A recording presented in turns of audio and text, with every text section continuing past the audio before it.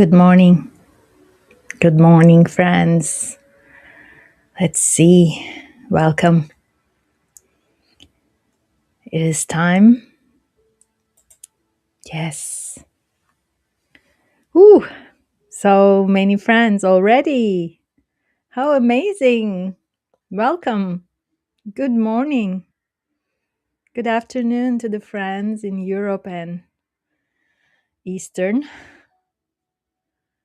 And hello, early birds from the West. I know so many of you. Oh, Elizabeth, Goddess Mo, Candace. Welcome. Welcome. Joanne, Shannon, Nicole, welcome, friends. So happy to have you all.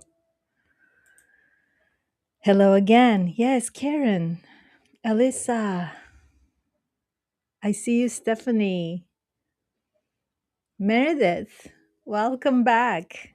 John, I see you. Pav, Kenneth, Sally, Deb. Yes, good to be here. Good to have you here. Good to have you here. Today, we begin something new. We closed the three gunas sessions, 4 sessions of those. And now we are beginning a new one, a 6 session series called The Art of Being, Living from the Inside Out. Welcome, Heather. Welcome, Barry. Welcome. Over the next 7 Fridays, not 7 actually, I will take a break at some point because I'm going to go to Iceland. I'm so excited about it. And I will experience the total solar eclipse there. What an amazing experience it's going to be, because there will be an altar they will build, and we will be around that altar as the gatekeepers, um, energy vessels for everyone else there. It's going to be simply amazing. I can't wait. And one other thing, like let me tell you about this the series of this being, the art of being. So we are going to explore 7, actually, no, not 6, 7 of the most essential human capacities, because we are starting with the being the change today. This is one of those 7. So after this, we have 6 more. But we will do then being enough, being present, being seen, being still, being kind, being home. We will close it with being home. And this one is the first one, the one that makes all the others possible, being the change. So as you might have noticed, each one is a state of being, a way of inhabiting in your own life, in your own body. And by the end of this series, I want you to have a completely different relationship with the person you are when no one is asking anything of you. But today is the one that makes all the others possible. Today is the question that changes everything. We start at the very beginning with something so fundamental that most of us never stop to look at it directly. And yet it shapes every single decision, every relationship, every moment of joy or suffering in our lives. The question is simply this: who are you really? Who are you? And I wanted to start with this anyway, because this is the actually at the end of this session, I want you to give me um, a grade of 10. What would you give me out of 10? Because this is the topic I will be speaking in Iceland.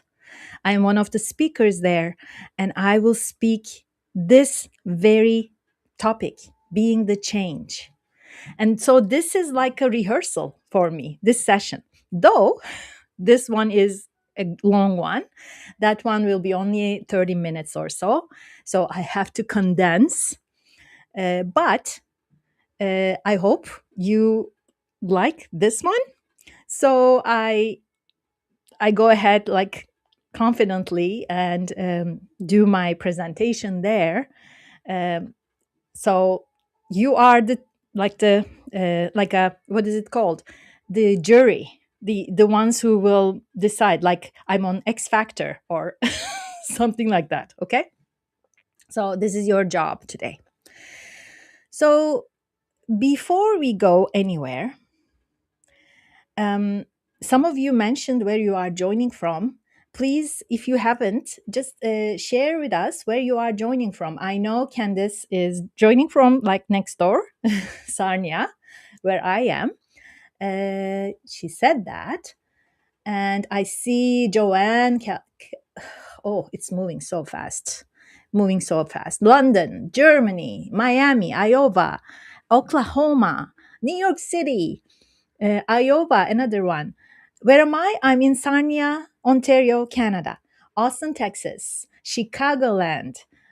California, San Anselmo. Iowa, again, lots of Iowas. Louisiana, Missouri, Netherlands. Oh, I love that. Gülçin. It's a Turkish name too. Are you from Turkey originally? And Robert, Vista, California, early risers. Northern California, upstate New York, Northern California. California, I see so many friends joining, so many early risers there. I so love that. Houston, Southern Massachusetts, another California, Northern England. Oh, yeah, you're Kurdish. Wonderful. Gülçin, lovely to meet you. I'm so glad you joined me. So I'm from Turkey originally. I was born in Istanbul and I live in Canada for the last couple decades or so. Yes, I am Turkish. Yes. So, Turkish Canadian. Thank you so much. Oh, lovely.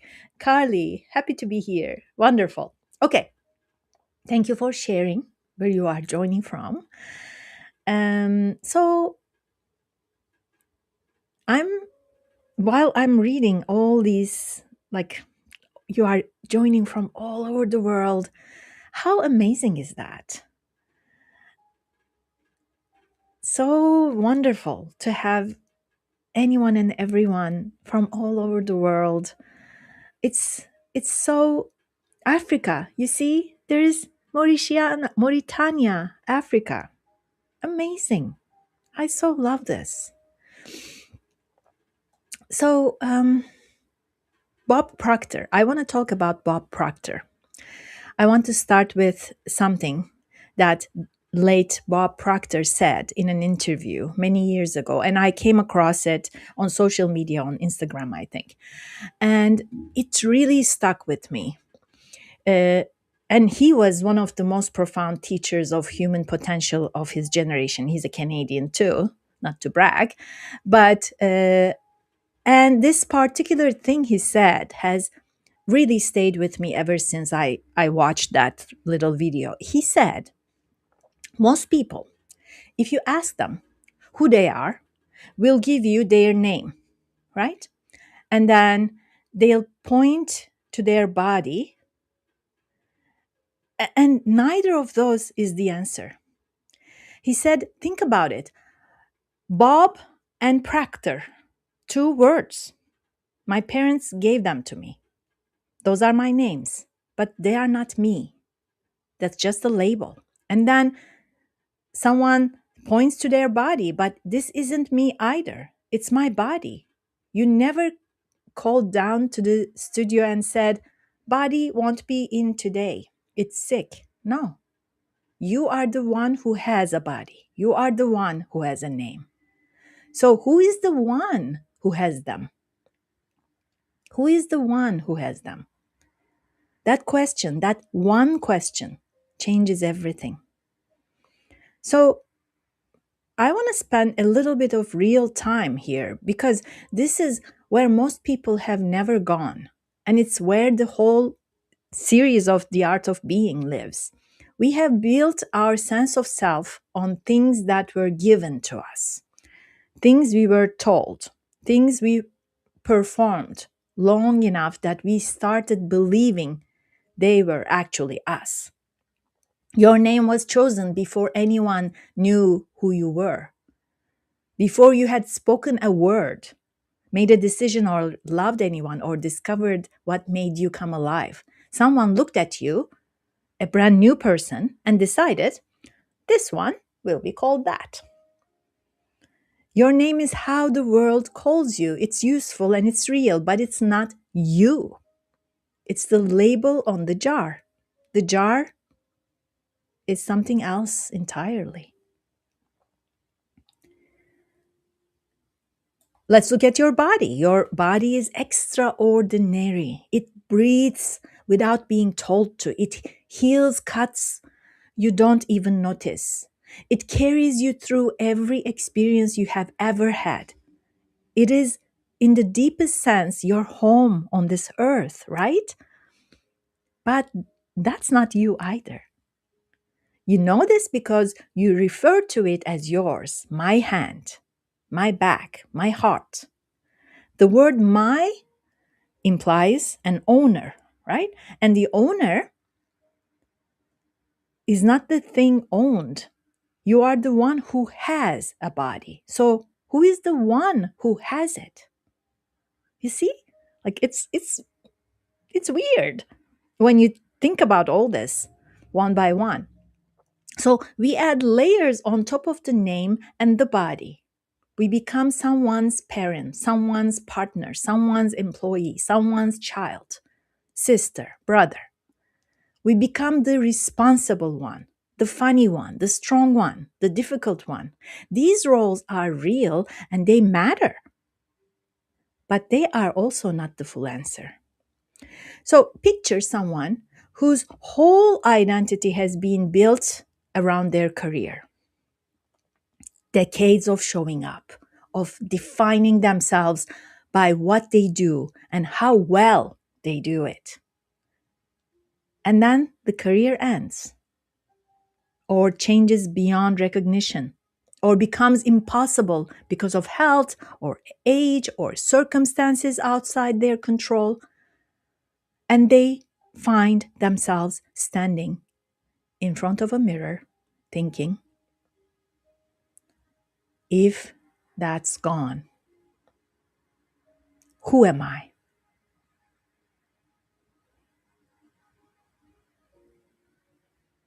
That experience, and many people in this room know it firsthand, is one of the most disorienting experiences a human being can go through, because it reveals that the identity was borrowed. It was rented from an external source. And when the source was removed,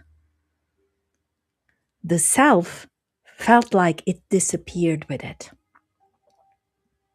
That's exactly what I went through when I lost my job as an executive assistant after a stellar career for 20 years. I was the best of the best of the best. I'm not exaggerating, and I'm not gonna go humble with that, because I knew that I was doing a good job.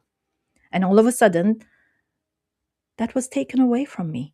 And I felt like my whole identity, there is no IPEC anymore, because that was my whole identity. And when that was taken, who am I? Zero, nothing. That's exactly what I felt at the moment that happened. And for a few more months following that, until I started to open my eyes. Yeah, exactly. But here's what I want you to hear. When that happens, none of us disappear. You don't disappear. You're always there. The something that looked in that mirror and asked the question was still you. The awareness that noticed the loss was still present. The observer was still observing. That observer is who we are looking for this morning. Actually, there's a clue hiding in plain sight in the English language. And once you notice it, you see it everywhere. The word identity comes from the Latin word idem, which means the same. Your identity is what remains the same. Through every role you have played, every phase you have lived through, every version of yourself you've been, there's something consistent throughout all of it. The sameness that stays with you. When you were 5 years old, there was a you.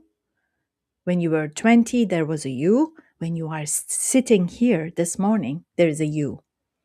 These versions look different, speak differently, believe different things, carry different scars and different joys, but something threads through all of them. Something recognizes itself across the decades. That something is not your name, it's not your body, it's not your role. It's the awareness that has been present for every single moment of your life. The observer, the witness, the one who says, I remember that, I was there. That is who you are. So maybe it's not even making sense, but I'm hoping that it will the more we talk about it. But now it's your turn. Because in the chat, I want to ask you something that might feel a little unusual. When you strip away your name, your joy, your roles, your history, what do you sense is still there? What remains when you remove all of the labels? What is one thing that you feel like you had it since you were born and you still have it? Kindness. Kenneth says kindness. Elizabeth, curiosity. Yes, like a child, right? Life. Yes, innocence, joy. Absolutely. Stillness, a gentle soul. Creativity.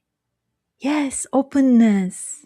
My free spirit and bursts and laughter. Humor, maybe. Yeah, I would say humor. You cannot imagine me as a humorous person, but I am. My husband made me that because he's very humorous and he opened up that door for me. What else? Wandering spirit, fearless, wisdom, breath. Yes. Love, love, love. My love of music and dance. Love, kindness, joy, and humor. Deep thinker. Yes. Yeah. Isn't that beautiful? Looking in and finding that about yourself. What has always been with you? Potential, yes. Adventurous, yes. Thank you. I'm reading all this, and what I find so moving about these answers is that they are almost always qualities rather than labels, right? Right? Awareness, presence, curiosity, love, aliveness, something, watching.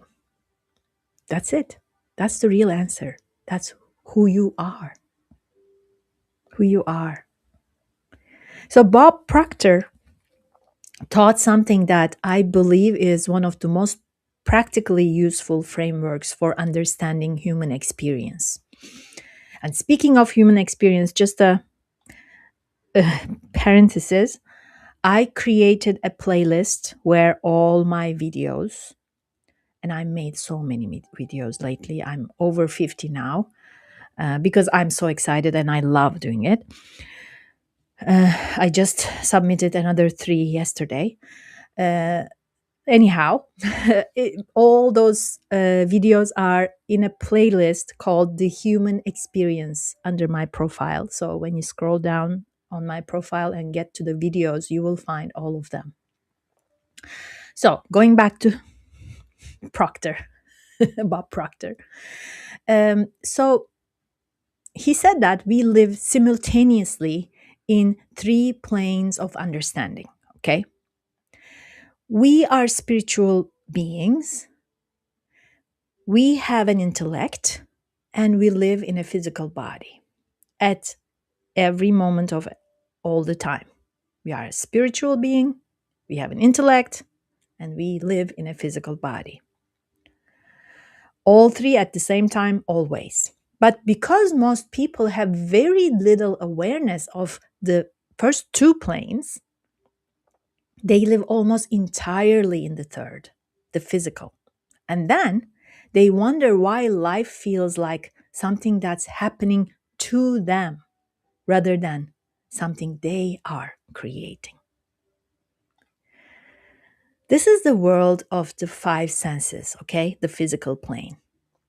What you can see, what you can touch, what you can taste, hear, smell. Yeah, that's it. That's the part of spiritual being. So the body, the bank account, the diagnosis, the relationship status, the job title, everything that is measurable, tangible, visible to everyone. This is where most of us spend most of our time. And when things in this plane are difficult, John, you are so sweet. Thank you. When things in this plane are difficult, in body plane, which for many people, especially right now, they are, it can feel like the only reality we are living in. The physical problem fills the whole field of vision. The body that is unwell, maybe.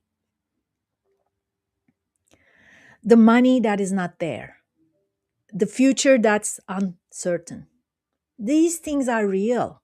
I'm not going to tell you otherwise, but the physical plane is the last place something becomes real, not the first. It is the output, it is the result, it is what has already been created by the time it appears here. I'm too excited, I'm hitting my microphone. So that's why we need to look at the intellectual plane and spiritual plane. Intellectual plane is the second plane. That's the mind. Thought, reasoning, imagination, beliefs, habits, and will. This is where we process experience, create ideas, and decide what things mean. The mind is the bridge between the invisible and the visible, between what we are inside and what appears outside. So most people use their intellect to react to what is already in the physical plane, right? Something happens, the mind interprets it, and then an emotion follows, and then behavior follows. So the outside world triggers the thought. The thought creates the feeling drives the action or reaction in this case. This is living from the outside in. This is what Bob Proctor meant when he said that 95% of the population are reacting to life rather than living it. But the intellect is also capable of something different, of originating thought rather than just responding to it. Holding an image of something that doesn't yet exist in the physical plane and keeping that image steady long enough for the physical to catch up. That's a very different use of the mind. And it's available to every one of us. And I am so excited and interested about this whole thing, living from inside out rather than outside in. Rather than reacting to what is happening, creating it. And Neville Goddard, Bob Proctor, and many other amazing people thought about all this. And I'm reading Neville Goddard's all books in one big big book they put together. And I'm like, I'm underlining stuff and I'm underlining every single page. What the? Like the stuff he shares. I want to do a specific series on Neville Goddard's work. I will do that.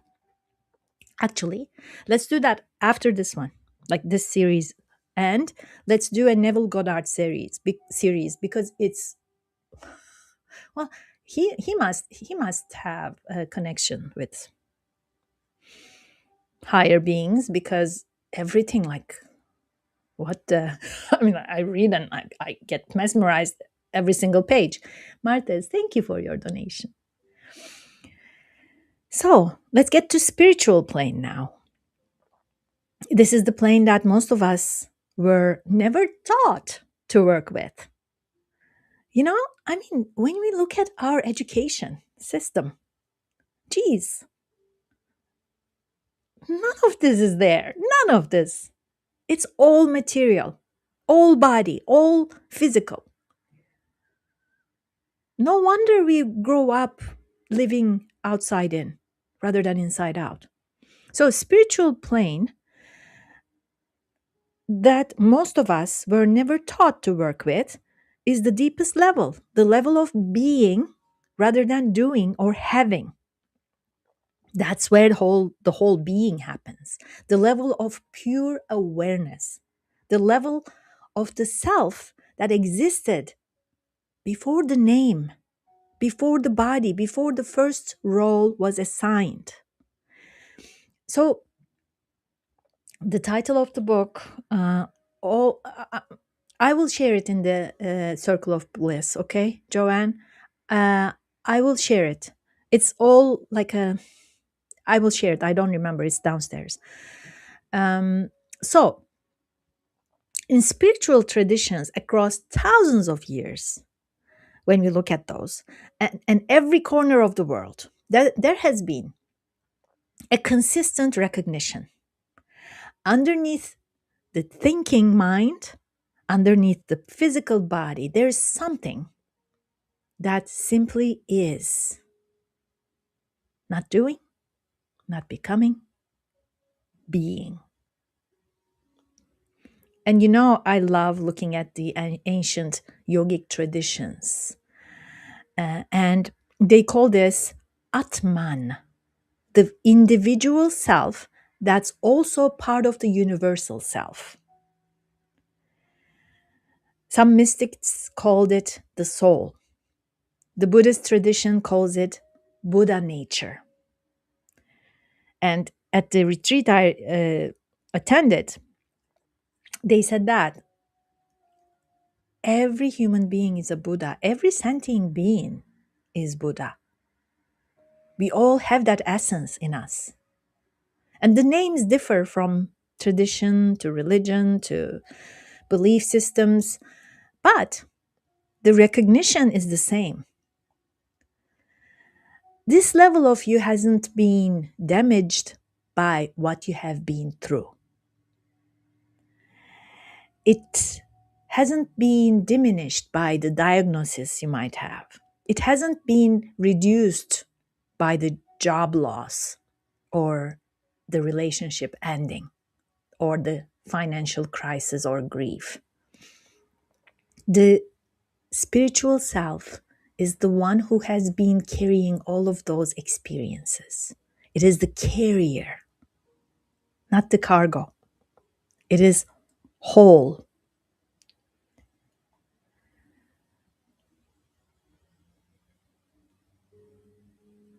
So Nicole says, I had an art teacher recognize an inner awareness that came through my art in third grade. It has always stayed with me.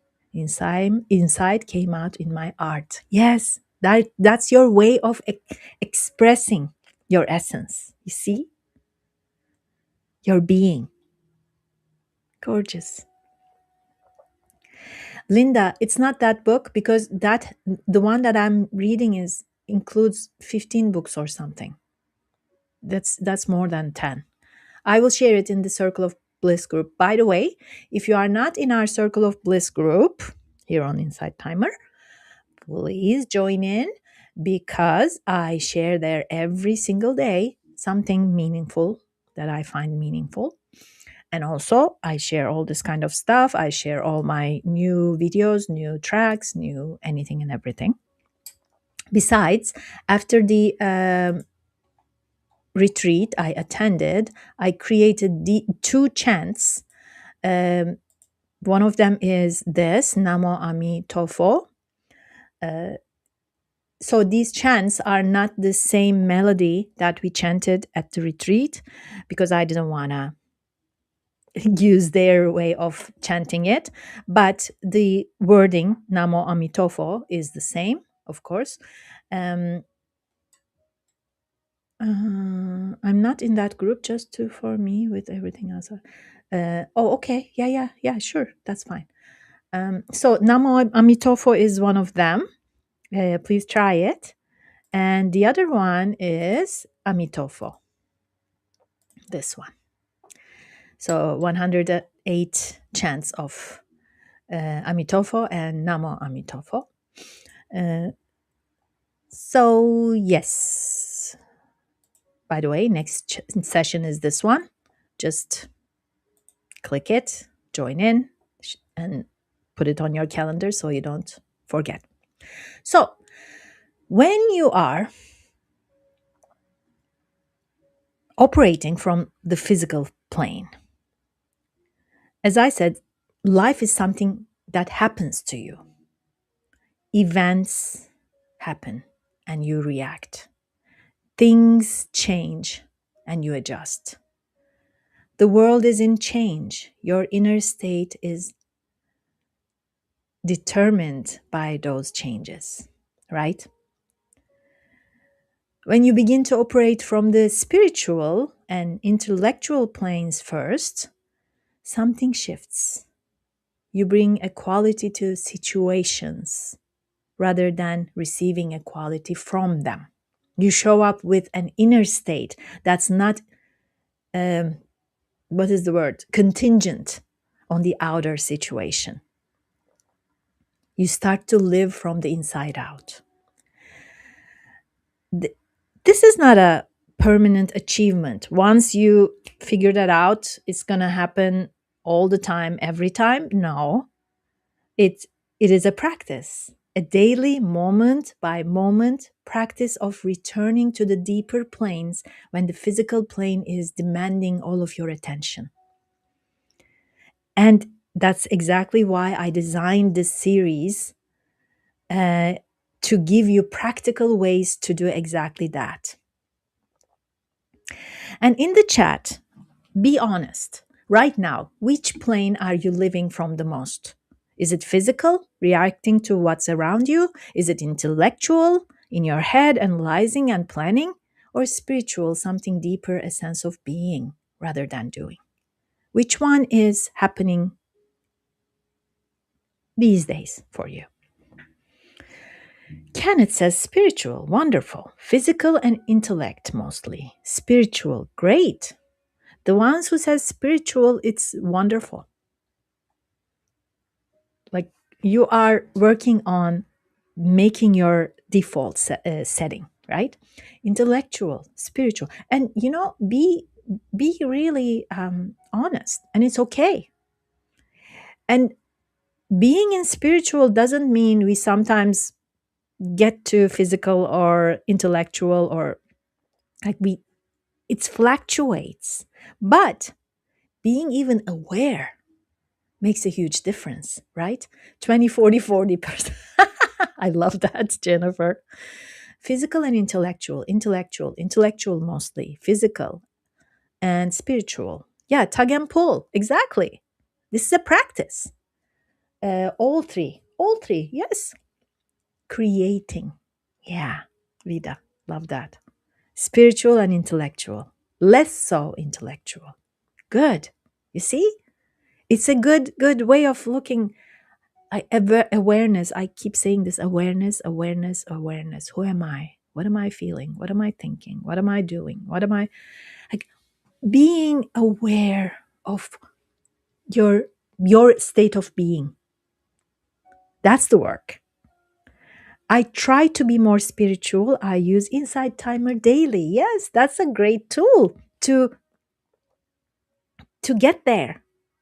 It's a great practice. You see, you are practicing to get to spiritual more and stay there longer. You see? Now we get to the most practical and, in many ways, the most powerful part of this session, hopefully. The tool that makes everything we have talked about not just a philosophy, but a living practice, right? Two words, the most potent two words in the English language, possibly in any language. What is it? I am. I am. Whatever follows those two words is a declaration. It's a statement to your own nervous system, your own subconscious mind, your own energy field, and who you are, and therefore what you are available for. It's not just a thought. It lands in your body. It shapes the frequency at which you move through the world. So let me give you a snippet of my I am statement, my declaration to the world.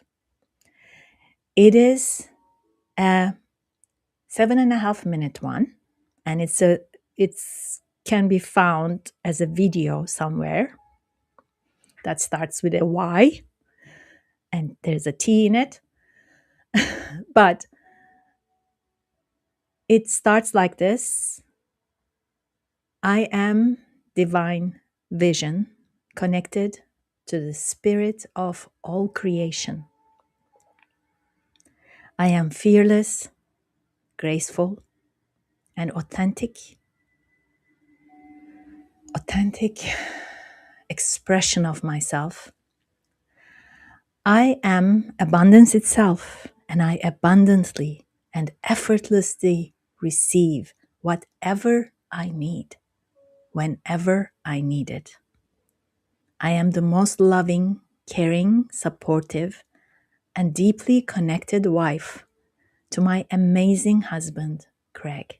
I love him unconditionally and listen to him with all my being. I am the kindest, most understanding and loving mother to my amazing children, Calm, Adi, and Connor. I am the embodiment of the infinite source, the universe, divine intelligence, and boundless energy. So it starts like this and goes on and on and on and on. I am forgiveness for myself and for everyone else, as no one deserves my judgment and everyone deserves my love and compassion. So, most of us are using those two words, I am, entirely against ourselves. The I am we use without noticing. Think about how often on an ordinary, difficult day you say something like this to yourself. I am so tired. I am not good enough for this. I am always the one who ends up alone. I am too old for this to change. I am the kind of person things go wrong for. These are not neutral observations, they are declarations. Everything that follows I am is a declaration. And the mind, which cannot distinguish between what is true and what is repeatedly stated with feeling, takes them as instructions. It begins to find evidence for them everywhere. It begins to organize your experience around them. It begins to make them more real with every single passing day. This is not a sign that something is wrong with you. This is how the mind works. It's extraordinarily good at confirming what it already believes. The I am statements you carry are the operating system. And most of us have never looked at the operating system. Never. We've just been rushing, running, trying to catch up, like a chicken head cut chicken, whatever you call it. And here's where it gets genuinely exciting, because if I am declarations shape your experience, and they do, then choosing them deliberately is one of the most powerful things you can do. And that's what I am doing with my I am declaration. Do you think I am that person every single day of my life? No, I'm a human being and I have human moments. But I am reminding to myself every single day through reciting it, through listening to it, through saying it, that I aspire every single day, I aspire to be that person. I aspire to be that every single day.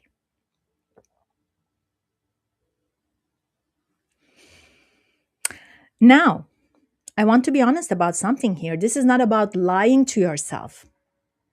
If you are going through something genuinely hard, I'm not asking you to pretend otherwise. I'm not asking you to look at a difficult situation and say, I'm thriving, when you're not. That's not a declaration. That's a performance, acting, right? What I'm talking about is something different.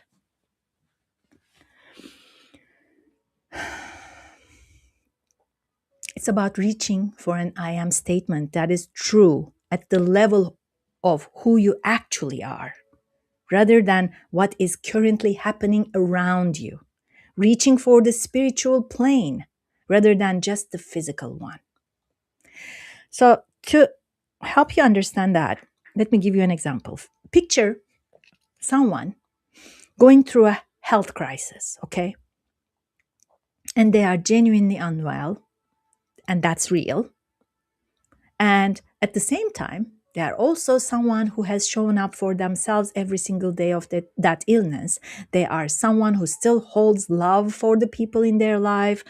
They are someone whose core self, the one who has been carrying this experience, is still intact. All of those things are also true. And an I am statement drawn from that truth looks different from one drawn purely from the physical circumstance. I am doing my best. I am still here. I am someone who knows how to keep going. I am learning things about myself I couldn't have learned any other way. These are not denials of the difficulty, they are expansions beyond it. They reach past the physical plane into the intellectual and spiritual ones, and they change in very real ways how the mind and body respond to the situation. You see, when you're not feeling like amazing, I don't want you to say I'm feeling amazing and like hope that that's what's unfold just like that. But you can take a step toward that with maybe more neutral, more like less big statements. You see? So here is the practice I want to offer you. And this is the one I carry into the keynote I will be giving at the Iceland Eclipse Festival in just a few weeks, because it's the heart of everything I know about conscious identity and conscious creation. Instead of waiting for your circumstances to improve before you decide who you are, you choose who you are first. From the spiritual plane, from the truth of the self that the circumstances have not touched. This doesn't mean ignoring the circumstances, it means not letting them be the only input. into your identity. It means holding the physical reality with honesty and holding your deeper identity with equal honesty, because both are true at the same time.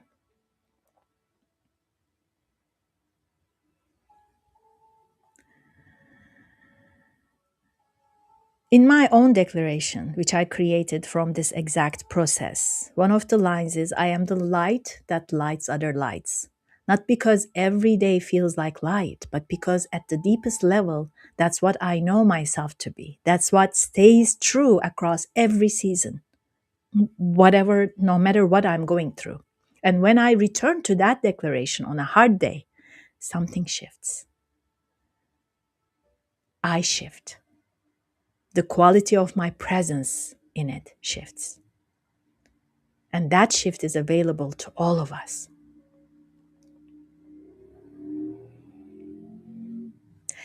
AJ says, how about simply I am, period? Sure. But we can make it even more powerful by adding something to follow. In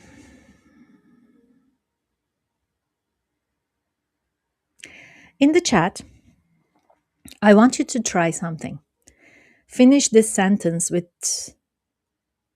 the truest and most generous thing you can say about yourself right now. And put something after I am. I am what? Not the performed version, not the humble version, the true one. What is actually true about who you are at the deepest level? I am resilient. I am learning. Yes. I am aware. I am healing. I am compassionate. I am connect to nature and the environment. Yes, I am adventurous. I am content, says my husband. Thank you for joining. I am durable, open, caring, and adaptive. I am growing. I am constantly growing. I am here. I am changing. I am a loving human being striving to be my best, highest self. I am still and open. I am light and love. At the end of my I am declaration, I end with this: I am worthy of and receiving constantly infinite love. Truth is, I am that. Light is, I am that. Love is, I am that. And my parents named me Emel İpek. That's how it ends. I am loved and loving. I am curious. I am here to remember, kind and open. Thank you, Elizabeth. I am consciousness. I am good enough. I am grateful. Beautiful. I am worthy. Yes, yes, yes. Thank you. I am kind, even though as a man feels a little uncomfortable. This is what word people use for me when asked. Beautiful, beautiful. I am a warrior. Yes, I love that. So thank you for trusting this room with those words. I'm reading through them, and I want you to know what you just wrote is not a wish, it's a recognition of something that has been true about you for a very, very long time. So the practice is simply learning to say it out loud more often than you say the other things. This is why, look, when I say about my I am statement, and there are some big words and statements there that someone who doesn't know anything about this work might go there and watch that and say, this woman is a narcissistic person who thinks that she is the best thing after sliced bread. No, that's what I am aspiring. That's what I am working toward every single day, to become, to be that. Who am I being? So then accordingly, I question myself. Every single time I need to make a decision, every single time I act, I say something with my thoughts, I bring back, I am forgiveness for myself and for everyone else, as no one deserves my judgment and everyone deserves my love and compassion. This is one of my statements. So then I look at myself and my way of acting, being, speaking, and say, does it match with who I am aspiring to become and what I'm doing here? So it is a way of self um, assessment. You see, that's why I'm saying all those big stuff in my I am statement, because I am working toward that every single day. You are always being something. In this moment, you are being something. A quality is moving through you and being expressed into this room, into the conversation, into the energy of your day. You cannot opt out of this. Being is not something you turn on and off, it's continuous. The question, the only question is, are you choosing it? Or is it being chosen for you by the circumstances, by the habitual thoughts, by the old I am statements that have been running in the background so long you forgot they were there? So, the whole series we are beginning today is about answering that question differently, about learning to choose deliberately, consciously, from the inside out. So,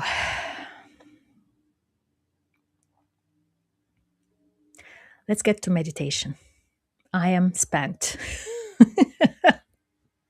I get too excited, and I lose all my energy, and then I'm ugh, I'm dead. So let's get to the meditation before all my energy is gone. This one is the foundation for everything that follows in the series, and we are going to move through the three planes. We are going to find the awareness that has been there through all of it, and we are going to let the I am statement you named in the chat become something the body receives, not just mind, but your body receives. So let's settle. Let your body settle wherever you are. If you're sitting, make sure your feet are on the floor.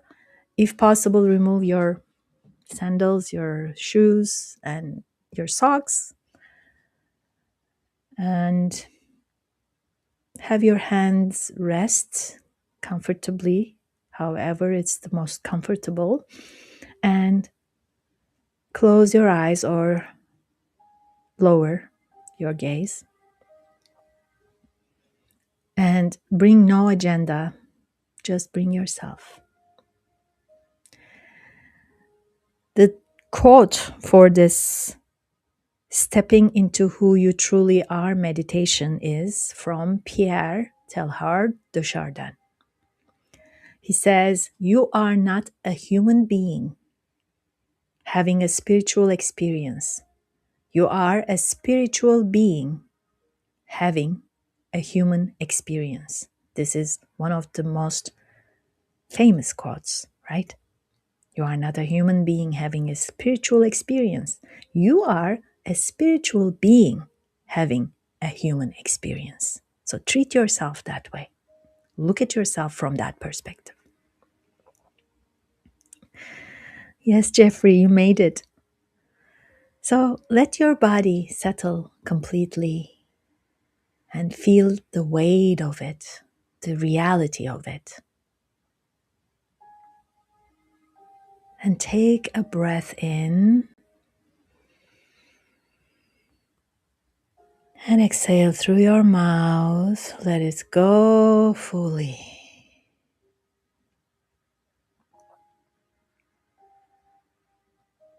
You arrived here this morning with a name, with a body, with a history, with your current circumstances. And all of that is real. All of that came with you. And underneath all of it, there is something that's simply here, noticing, breathing, witnessing. That something is who we are looking for this morning.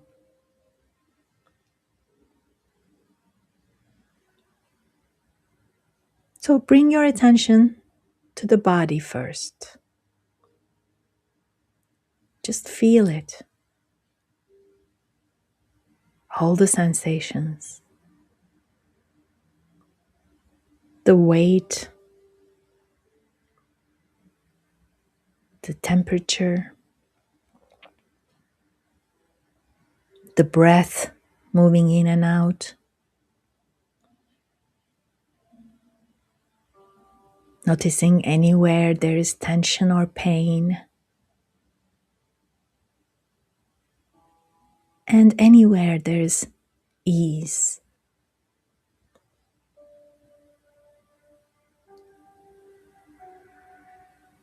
That's your physical plane. Beautiful, real, and present with you.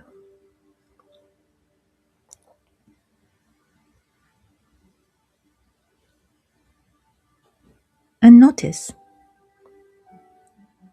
you are the one who's feeling all of this. You are not the sensations. You are the one who is aware of them.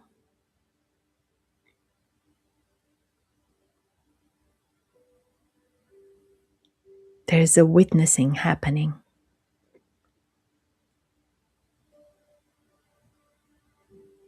Who is doing the witnessing?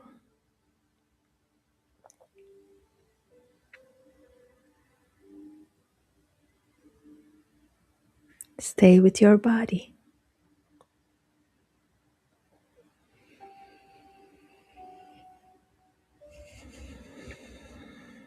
Send love and gratitude to it.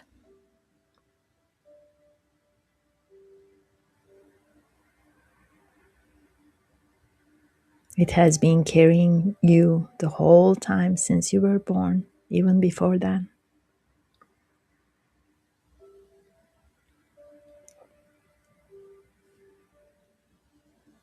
And now, bring your attention to the mind. Notice what thoughts are present. The to-do list, the worry, the plan, the replay of something from yesterday.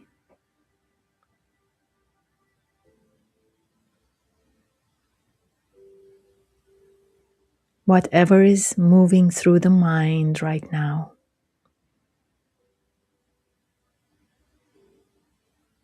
Just notice without trying to change.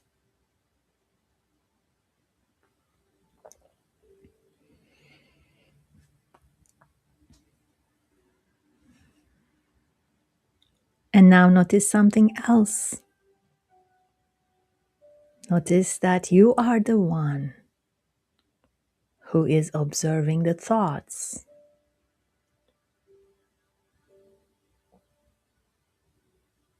The thoughts are passing,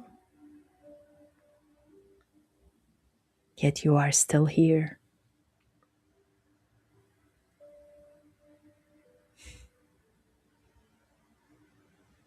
The thoughts are not you. You are the awareness that notices them.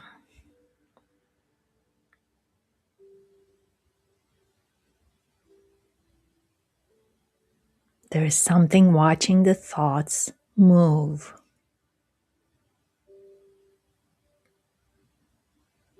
So rest for a moment in that awareness rather than in the content of the thoughts.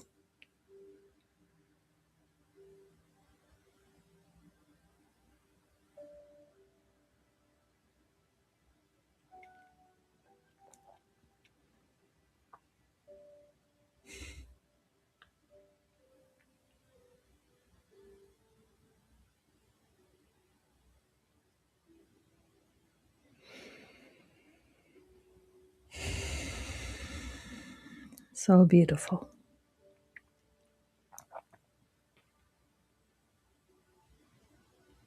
Now let both the body and the mind soften into the background.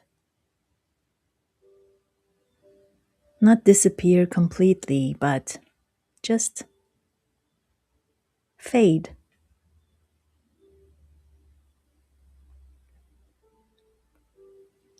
What remains? There is still something here, an awareness, a presence, a sense of being, something that has been here for as long as you can remember.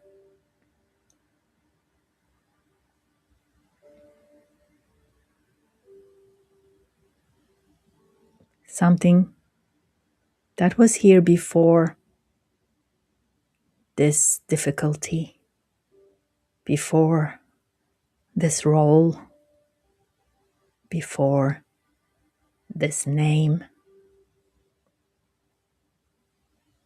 This is you, the spiritual self, the one who has the body, the mind,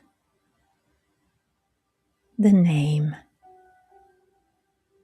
and the history. Yet the one who cannot be fully described by any of those things.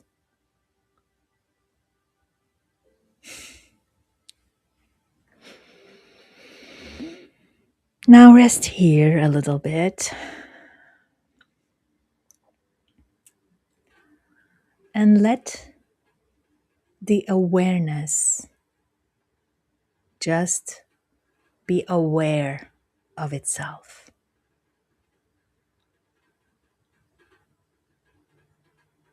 Just being.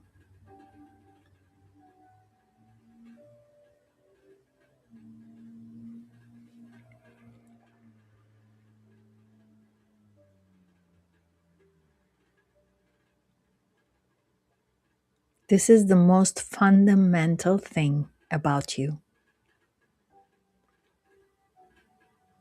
And nothing that might have happened to you has touched it.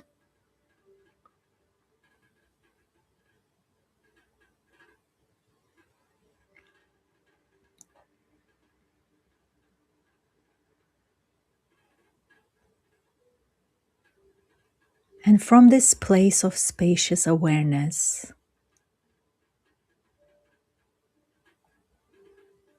bring to mind the I am statement you named this morning.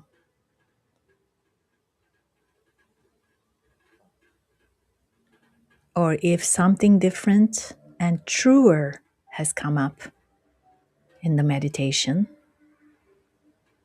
just use that and say it to yourself now, inwardly or out loud, slowly. I am,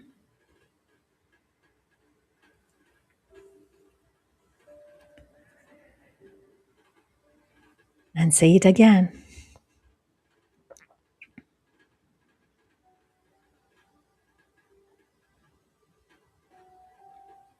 Say it one more time.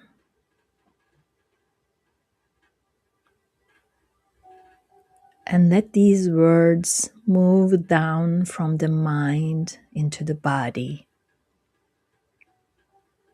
and feel where it lands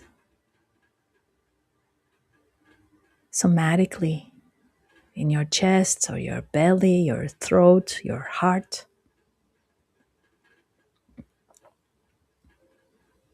This is not a wish. This is a recognition of something that has been true about you for a very long time. You are simply choosing to say it now out loud inside yourself with the full weight of your awareness behind it.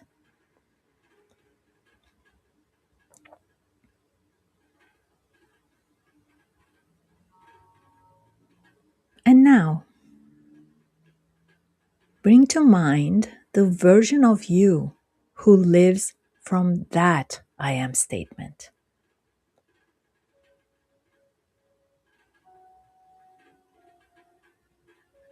Not a perfect version or a fantasy version. The real version of you who, on an ordinary day, in an ordinary life, moves through the world from the truth of that statement rather than from the current circumstances, whatever they might be.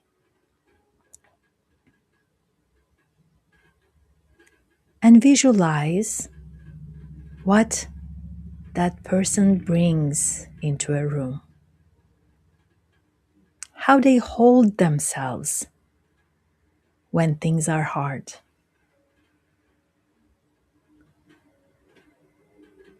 What do they reach for when they need to make a decision?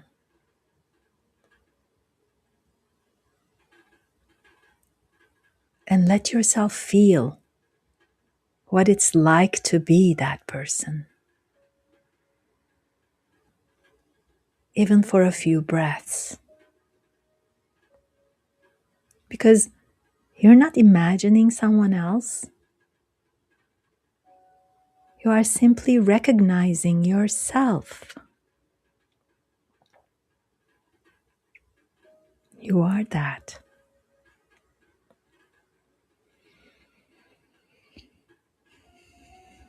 You are that.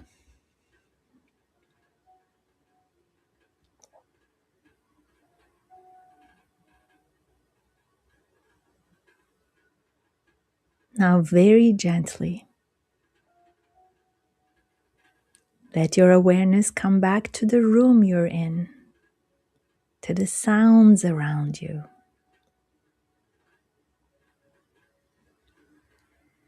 Take a full breath in through your nose and a long, complete exhale. Once again, feel your feet on the floor.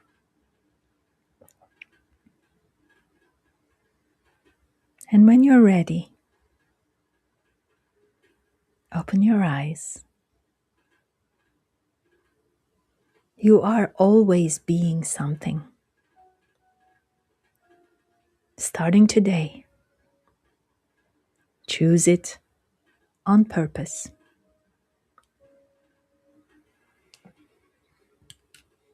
From my heart to yours, with all my love and gratitude. Namaste.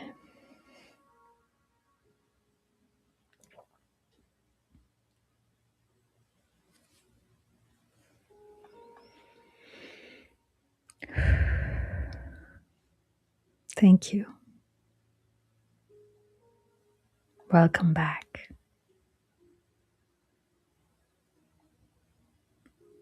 So I want you to turn your focus to yourself and notice if something is sitting differently than it was an hour ago.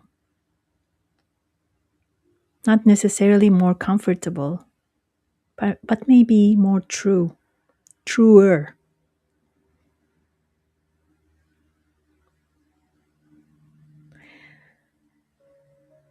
This work, looking at who you really are beneath the name, the body, the roles, and the current situations, is not easy, especially when the current situation is really hard. When you have lost something that was part of your identity, when your body is not cooperating with you, when your circumstances have stripped away the things you used to use to answer the question, who am I? Those moments of stripping, as devastating as they feel, are also the moments that make this question unavoidable. And unavoidable questions, set with honestly, have a way of taking us somewhere much more real than the comfortable answers did. Oh, thank you, Christina. Oh. She says 10 out of 10, Ipek. The Iceland attendees are in for a beautiful gift. Oh, thank you. Thank you. So picture someone who has been through exactly that, okay? Who had their identity built on their role for 20 years, and then the role was gone. And then in the disorientation that followed, they were forced for the first time in their adult life to sit with the question, who am I when I'm not that? And what they found, slowly and not without difficulty, was that there was a self underneath the role that was far more interesting, far more resilient, and far more genuinely them than the role had ever allowed them to be. That was me. That is why I am here right now with you. That was the best thing ever happened to me. Without that, I would most probably be still sitting in an office, working away. Thank you, Candace, for your donation. I so appreciate it. But fortunately, I recognized that the stripping was not the end of the story. It was the beginning of the real one at 49. Today I'm 56, gonna turn 57. And I'm living the best days of my life. I'm so thankful for that adversity, for that identity crush happened to me. On that day when that happened, if someone would tell me, hey, you're going to be so happy that that happened, I would say, what are you talking about? With tears rushing down my face. That would be so unrealistic to say. But today, looking back, I'm so glad.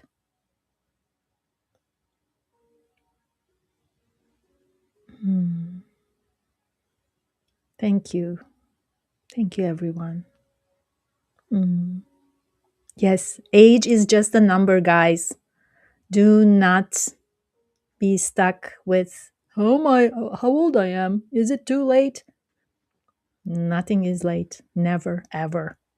So your practice this week is simple. Once a day, come back to your I am statement. Say it to yourself. Let it land in your body. Notice the difference between how you move through the day when you remember it and how you move when you forget it. That noticing is the whole practice. Thank you so much. for being here this morning, for bringing your full selves to this room, for sharing honestly, openly, for being a part of this community. Like, I so appreciate each and every one of you. You cannot imagine how much. Yes, Meredith, I'm trying to figure out who I am after the kids have grown and flown the nest. Yeah, that's a wonderful opportunity to find yourself, your who I am. Carrie, thank you for your donation. Since 2018, actually, Nicole, 2018 has been a very interesting year because that happened to me in 2018. And I know many people who had big shifts in their lives that year. Blissfulite, dear Peck, 9 out of 10, simply because there's always room for improvement. Yes. Thank you. Thank you. Thank you. So, next week, being enough. You see, just sign up. We move into the first full session of the Art of Being series after this, and we begin where so many of us have the hardest time, being enough, not performing, proving, or earning enough, actually being it from the inside, from the spiritual plane we found this morning. We are going to look honestly at the compulsion to prove ourselves, where it came from, what it costs, and what becomes possible when we begin to question whether belonging was ever something we needed to earn in the first place. It's one of the most personally relevant sessions I've ever created, and I think for many of you, it will be the one that changes things. I hope this one changed a few things, and we will continue. We will continue. We will build up with every session. So I hope I will see you next Friday at 9:30 a.m. Eastern Time. Thank you, Ali, for your donation, and thank you for the number. I always notice the beautiful numbers you choose. So until then, remember your I am. Say it at least once today and every day, and let it be real. Take good care of yourselves. Thank you, Randy, for your donation. Health challenges. Exactly. Seeing everything that happens to us as an opportunity rather than just an adversity, and looking at why is this happening to me? Why now? What do I have to learn from this? How can I grow through this? You see? Speaking of health problems, health issues, I have a video that I want to share with you, if I can close this, that many people said they like it very much. Health anxiety, yeah, this one. This has been really liked video out of my 550 something videos. Thank you, Marion. Bye bye. And yeah, just check it out if you are going through health related stuff. Remember and never, ever, ever forget. What is it? You are loved. You are safe. You're never, ever alone. And I love you. Each and every single one of you. With all my heart. With all my heart. With all my heart. See you next week. Until then, take care of yourselves. Have a lovely day and a wonderful weekend. Bye bye. Bye bye, my friend.